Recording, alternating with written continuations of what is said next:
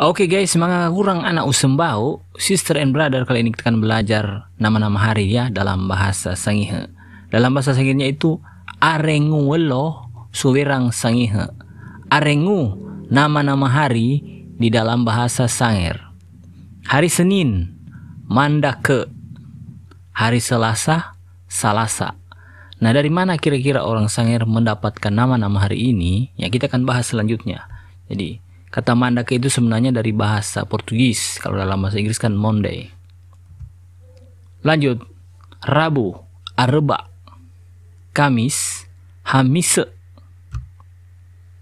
Jumat, Sambayang. Nah, hari Jumat ini karena pada waktu itu orang-orang Islam yang ada di Sangihe dari golongan Islam tua menyebut hari sembayang. Akhirnya hari Jumat disebut dengan Sambayang dalam bahasa Sangir. Hari Sabtu, Kaihe. Hari Minggu, Elomisa. Nah, kenapa orang Sangir menyebut hari Minggu Elomisa? Karena orang Katolik yang pertama datang di Sangir pada abad ke-15, sehingga orang Kristen dari kalangan Katolik itu adalah kalangan yang pertama masuk di daerah Sangihe, dan orang Sangihe mengenal setiap hari Minggu adalah hari misa. Itu Elomisa. Sampai sekarang ini orang Katolik tetap menyebut dengan kata misa. Nah, ini hari Minggu. Tapi ada sebagian orang menyebut hari itu dengan nama hari 1, hari 2, hari 3, hari 4. Sama, hari Senin itu hari 1, hari 2 itu hari Selasa. Tapi sebenarnya orang Sangihe, mereka pada zaman dahulu kala itu, berdasarkan kajian sejarah yang saya selidiki, itu tidak menyebut nama-nama hari seperti ini. Sebelum abad ke-15 ya. Tapi mereka hanya berpatokan pada bulan di langit. Jadi hari itu bagi mereka itu ada 30 dan memiliki nama berdasarkan peredaran bulan di langit. Kalau hari kita yang kita ucapkan pada era modern ini kan 7 hari dalam seminggu kan, selama sebulan. Tetapi orang Sangir itu penyebutannya beda. Nah, bagaimana kira-kira? Mari kita bahas. Coba kita lihat pada gambar ini. Ini adalah cara orang Sangir menyebut hari dalam perhitungan bulan di langit pada masa-masa dahulu sebelum ada pengaruh hari atau bulan dari penanggalan kalender Gregorian atau Gregorius. Nah, orang Sangihe itu menyebut atau melihat hari itu dengan peredaran bulan di langit. Kalau Anda lihat pada paling bawah ini, kalau ini kan di atas utara, yang paling selatan di bawah itu disebut dengan kata Limanguwasa. Nah, hari pertama dalam penanggalan bulan di Sangir, orang Sangihe itu menyebut dengan kata Tekare. Nah, kalau di Islam itu kan ada yang disebut dengan hilal, mencari hilal. Nah, Tekare ini adalah hilal. Artinya ini bulan yang sangat bulan sabit yang paling pertama sekali. Ini yang disebut dengan Tekare. Inilah hari pertama dalam perhitungan orang Sangihe. Kalau sebelumnya itu Limangubasa itu artinya bulan purnama gelap. Tekare adalah hari pertama.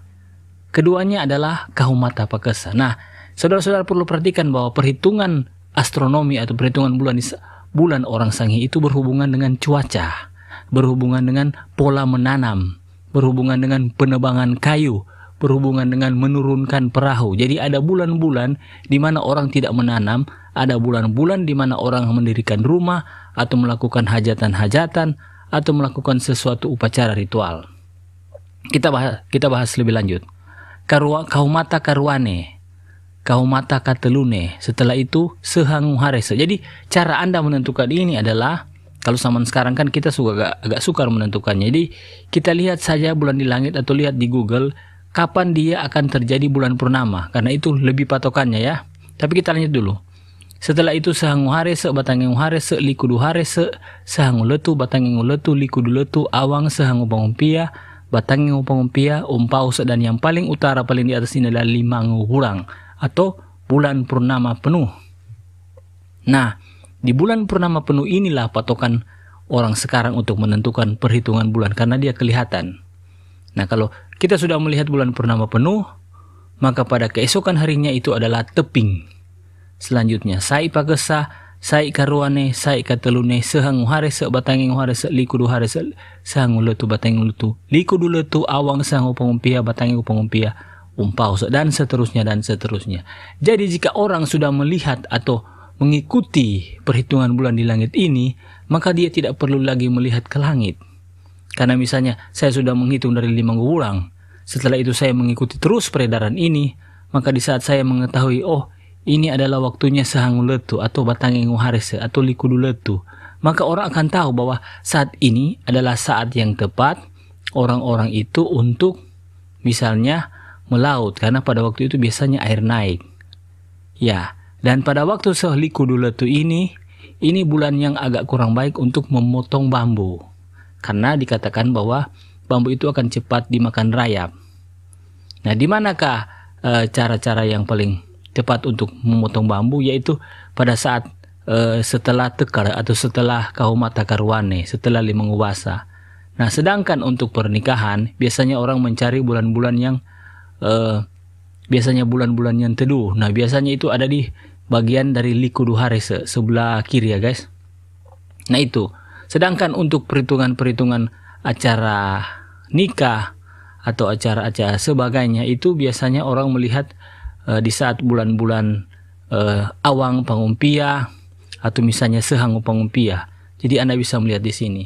Nah itu semua memang mempengaruhi akan cara bercocok tanam. Kalau Anda menanam pada bulan yang tepat, hama agak kurang atau tidak ada hama. Kalau orang sange memotong kayu di bulan-bulan yang sudah ditentukan oleh berdasarkan astronomi orang sange, maka kayu itu akan lebih tahan lama, dan kalau pernikahan akan lebih baik, kurang gangguan, dan kalau upacara adat akan terlaksana dengan baik. Oke, itulah guys, kira-kira ini dapat menjadi pencerahan, dan jangan lupa untuk senantiasa mendukung channel ini dengan subscribe. Thank you.